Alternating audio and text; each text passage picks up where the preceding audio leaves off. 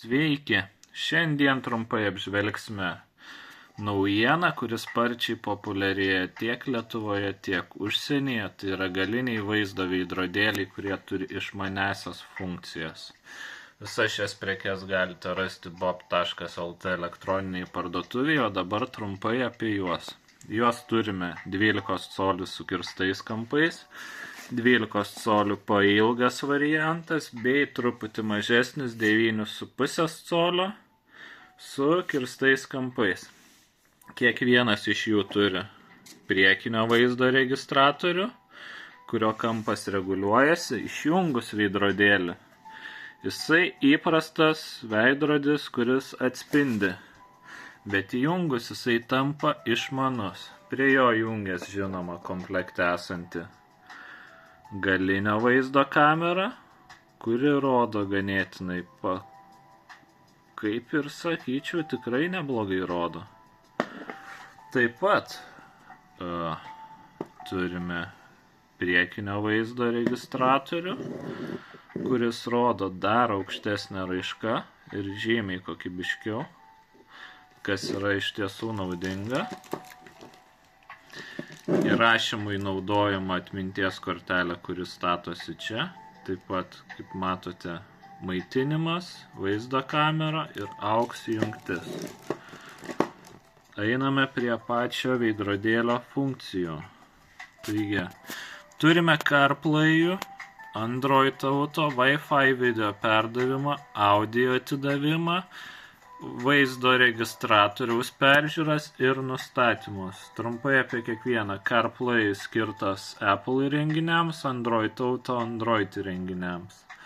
Ką šie dalykai duoda? Tai kadangi dabar prijungtas Android įrenginys, kaip matote, jisai iš karto susijungia su telefonu ir tampa išmanus. Turite navigaciją.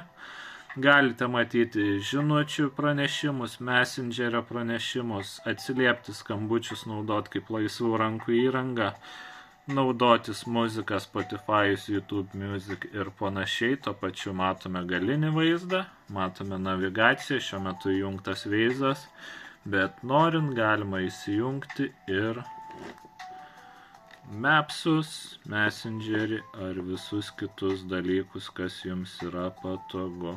Ir ką esate įsirašę, bei žinoma, kas palaiko Android Auto. Einame toliau, truputį per nustatymus. Valdymas balsu galimas taip pat. Einam į pagrindinį meniu, matome audio atidavimą. Tai yra, kaip galime perduoti garsą iš telefono į šį įrenginį ir iš jo, aišku, žinoma, kaip įrenginys perduoda garsą į jūsų automobilį. Tai jisai pats turi įmontuotą garsiakalbį savyje, bet žinoma, normaliam garsui yra visai kitos funkcijos. Tai garsą galima į automobilį perduoti per Bluetooth'ą,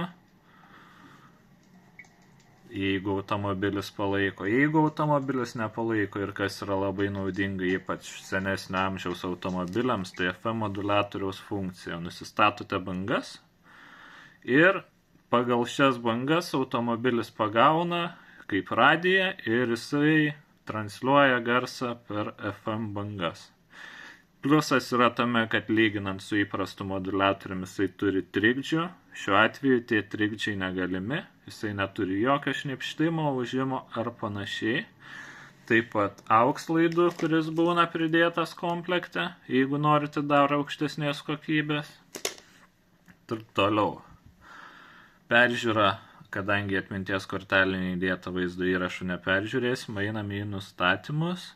Čia matome sistemos nustatymus, galima nusistatyti datą, taip pat kalbą, yra anglų, yra rusų, kameros nustatymai ir jų išdėstymas, taip pat galinės kameros įjungimas, jeigu norėsite, kad galinė kamera įsijungtų ir atsirastų linijos, jums reikia pasijungti sužadinimą nuo galinio pašvietimo, tai metus galinę pavarą užsidegus galiniam pašvietimui, įsijungia toks daiktas, aišku, čia kalibravimas, bet trumpas pavyzdys ir jūs matote, ta prasme, esamas galinio vaizdo linijas ir galite taip stebėti, kur parkuojatės. Einame toliau. raiška įrašymo iki 2,5K, tai kas yra tikrai gerai, formatas ir žinoma įprasti nustatymai. Kaip matot, galima reguliuoti ryškumą, įjungti taupimo režimo, perdėti į kairę ir į dešinę pusę visą meniu, kurį matome čia įjungę. Visas šis meniu taip pat gali redaguotis, ką norit, čia tą ir įsideda. Tai va, montavimas yra ganėtinai paprastas. Galinio vaizdo kamerą galite prisisukti lauke, arba daugelis ją montuojasi prie galinio vaizdo stiklo, tai yra per galinį stiklą prisilipinus su 3M juostelė. Pats veidrodėlis montuojasi ant esamo veidrodėlio, čia yra tokios silikoninės gumytės, jos yra dedamos čia ir veidrodėlis tiesiog patogiai prisispaudžia ir apsikabina esamą veidrodėlį. Taigi, trumpai apie šį daiktą tiek. Visas prekes rasite bob.lt. Viso gero.